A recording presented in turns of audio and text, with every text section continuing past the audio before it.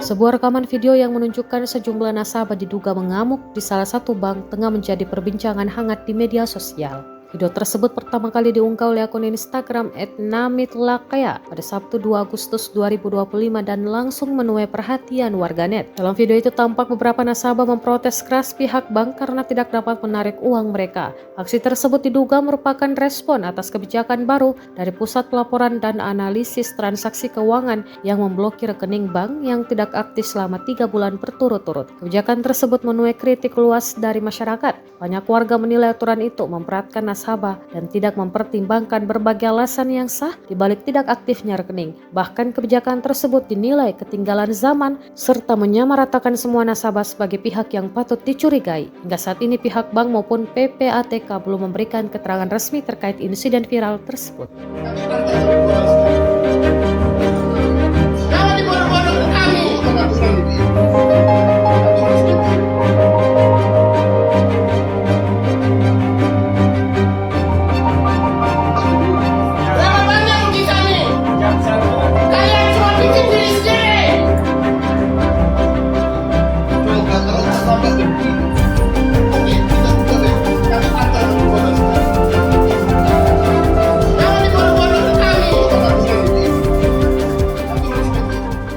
Download Tribun X sekarang, menghadirkan lokal menjadi Indonesia.